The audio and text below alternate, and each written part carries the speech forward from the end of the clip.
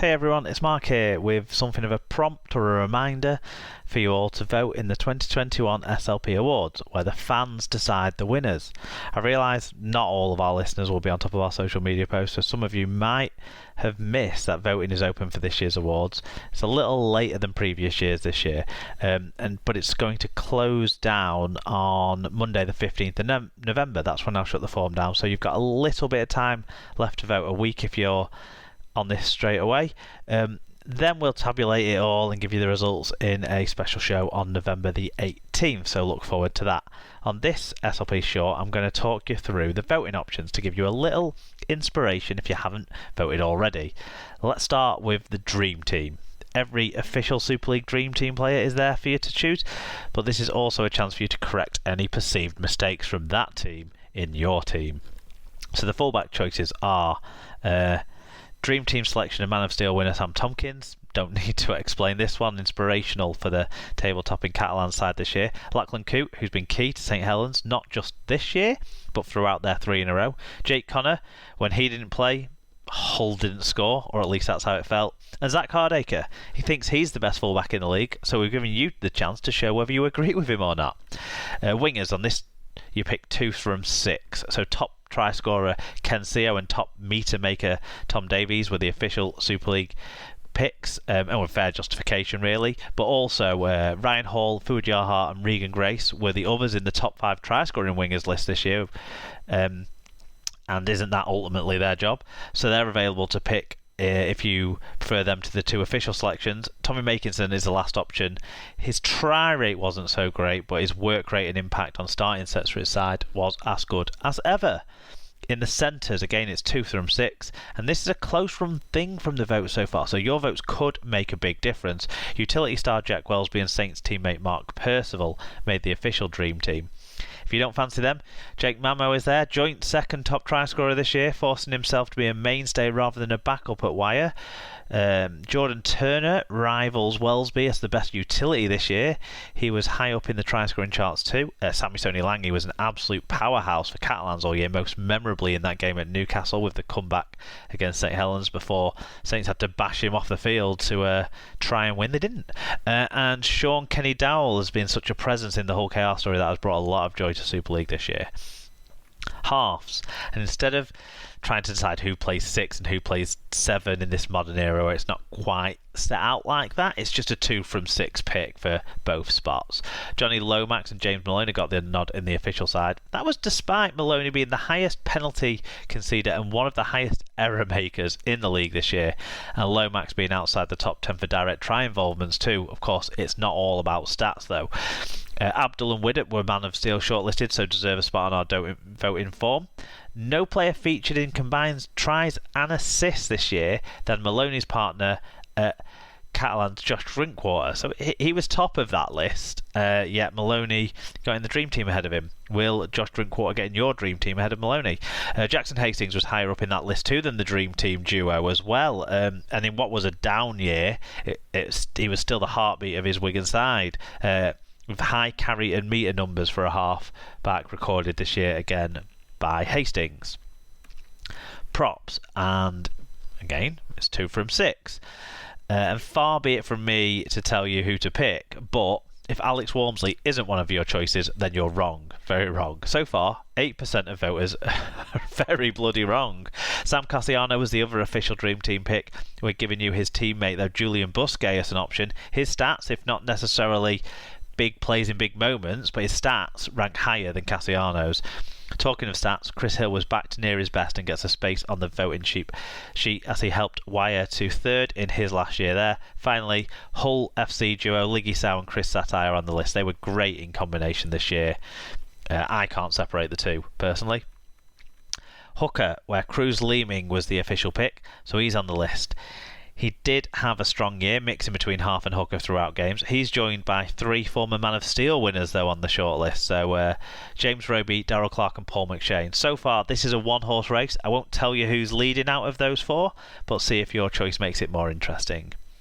Second rowers and Kane Lynette and Liam Farrell, they were there in the dream team, so they're there for you. Plus, standout at Catalans in his first year, Mike Meakin, Reece Martin, consistent, Manu Mao, powerful, and Sione Matautia had some special moments. They complete the shortlist. That actually has internationals from 5 different nations, so get choosing there. Loose forward, Morgan Knowles made the official side. Here he has competition from Catalans captain Ben Garcia. They're the 2 front runners, but also Nathan Massey had an outstanding season in an average side, making over 2,000 metres. And Joe Westerman was excellent, especially in the first half of the season, seeing himself back into England conversation.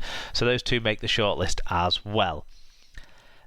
So that's the dream team covered. Into the SLPies themselves now, and don't forget here, even where we've drawn up a shortlist for some of the awards, you still have the option to pick someone off that list if you want to. Just gives a bit more say to you guys. So SLP Player of the Year shortlist, that's basically the Man of Steel shortlist, so you can pick between Abdul, Connor, Lomax, Sam Tompkins or Widdop. You can go off list like a few of us have already, but they're the main names to pick from for SLP Player of the Year. Young player, now they must have been aged 21 or under before the season started, so last year's winner Jack Wellesby is joined on the shortlist by teammate Lewis Dodd, who had a breakthrough year at St Helens. Arthur Morg, who might just be the most fun player to watch in the league, is there. Will Price, who broke into the Huddersfield side midway through the year and has looked like he will live up to the family name with his efforts so far. And Mikey Lewis, who has played a bit of Championship as well as Super League this year, but really announced himself with that chip for himself to sink Warrington in the playoffs. Or you could go with someone off not on that list if you like. Old Player of the Year has some huge names in 2021. This is for players who are 32 or older when the season started. So, Player of the Year hopeful Sam Tompkins and Gareth Widdop are on the shortlist.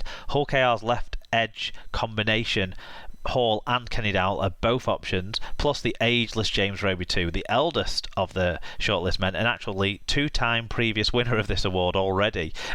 Or go off that list if you want, but your vote will only count if the player meets the age criteria, just like in the young player. If you vote for someone who wasn't aged 21 or under, or wasn't aged 32 or older, then the votes don't count, so you've wasted your time and mine. Coach of the Year has an abbreviated shortlist, but there are a few coaches, fewer coaches than players, obviously, so it's not going to have as many names. Double winner Christian Wolf and league-topping history maker Steve McNamara are obviously on that list, and they're joined by the man who saw Hull KR to a way above expectations finish of 6th this year in an entertaining fashion as well, Tony Smith. But if you really think someone else is more deserving, you can go with another one if you like, so you can pick off that shortlist. For best signing, you can go with any player in his first year with his club side for 2021. So if he was signed and didn't play a game for this club, for the club he plays for before this year, he's an option. There's loads of options really. To help you out, we've shortlisted one signing from each side, but by all means go away from that list too. There's one fairly strong leading contender actually in the voting at the moment, but I won't tell you who. Go and vote for yourself and see if that can change anything. Worst signing, similar theme to best signing. We've given you a player from each side as food for thought. Some weren't really that bad at all, but they were the only options. Some had injury hit years, so it's kind of harsh to judge them as bad signings, but that's the way it might go. And some were Greg Inglis or Kyle Eastman. So go have your choice. Again, you can go off the list we've given, but we've given Greg Inglis and Kyle Eastman, so most underrated and most overrated are categories where we don't give a shortlist, as it's very much subjective. To highlight that subjectivity, we've had over 40 different players get a shout as most underrated players so far, and several players have been nominated by different voters in both categories too. So it's really anyone's game. The winner, especially in underrated, might only get a handful or so of actual votes. Just try to base it on expectation versus performance from 2021. That's all we really ask for this. Don't be like thinking so and so was meant to be the best player 10 years ago, so now I'm going to say he's overrated if he's fairly rated now as an average older player, for example. But see where you come up with. See if you can get anyone else added to the Ablett award-winning list as well of someone who you might think is the most overrated, but someone else might think is the most underrated.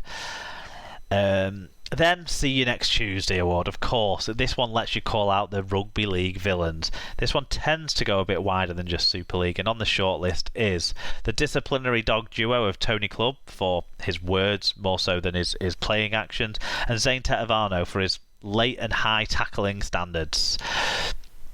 A man never shy of talking shite, Derek Beaumont, is also a shortlist member. Will he finally win an award that he seems to have been campaigning for throughout our show's history? It's your chance to vote for him. And the ARL and NZRL are on there as well for their role in postponing the World Cup.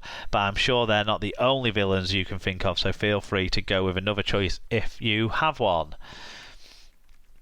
Next up, and the biggest award, some would say, the Dr. Bob Phillips Listener of the Year award. Obviously this one has no shortlist because we don't want to play favourites amongst our great listener base, so just pick whoever has kept you entertained with their views on the games this year when you've listened to the show, or who you might have had a fun meet up with through the year, if you've ran into another SLP at a game or that sort of thing. If you can't remember the person's name, usually I can figure it out if you say that fan of this club that says that sort of stuff. So don't feel you have to know their exact names. If you vote for yourself though, you will be fucking disqualified. We're not that sort of people.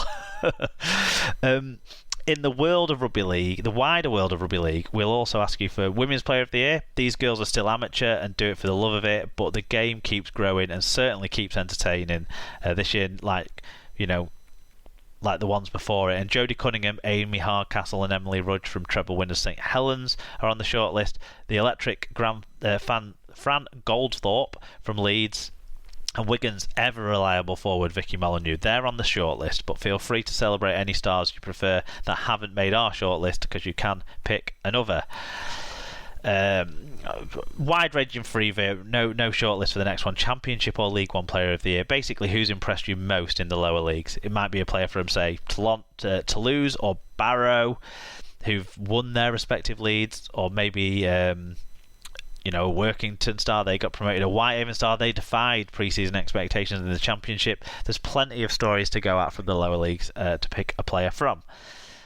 Match Official of the Year. And yeah, I know some of you think they're all shit and they're all bent, etc., but until you pick up a whistle and give it a go yourselves, why not just be nice for once? No ref, no game, after all. This is your chance to give a big up to the match official that has impressed you most in 2021. It could be a referee in Super League, it could be a referee in the lower leagues, it could be a touch judge, it could be someone else from the match officials department, but yeah, it's your choice to give those guys a shout out and a big up. Another group that need a shout out are your community rugby league champions, whether it's your own kid's age group coach, or a local club that does loads for your community, or a big name that's, giving back to our sport through the community game. Here's where you celebrate them. And everyone who receives a vote in this category is a winner in our eyes. There's no one overall winner, they're all winners. Finally, those Brits making it overseas in the NRL. Tom Burgess got to a grand final with Souths. Herbie Farnworth was a mainstay in the side for Brisbane. Luke Thompson might make some bad choices, but he still puts in big performances even in a bad side. And Elliot Whitehead just keeps performing. But there are some others off the list that you could go for too that have played in the NRL this year, so have a think. And if anyone can explain to me why EFC 78JU voted for Liam Marshall in this category, then I might give you your own special award, because I honestly have no idea whatsoever. But yeah, that's it. Get onto the forums, get your votes in. I'll drop them in the episode bio for this short. They're also pinned to the top of our Facebook and Twitter pages. If you just search for Super League Pod on those platforms. You've got until Monday the 15th of November. Then I will get the joy of correcting all the misspelt names so I can actually count up the winners, and then we'll reveal all on November the 18th. So yeah, thanks everyone for listening, and thanks for your support this year of the podcast. Make sure we know you're out there supporting the podcast by casting your votes, and you'll hear from us again very soon. Cheers.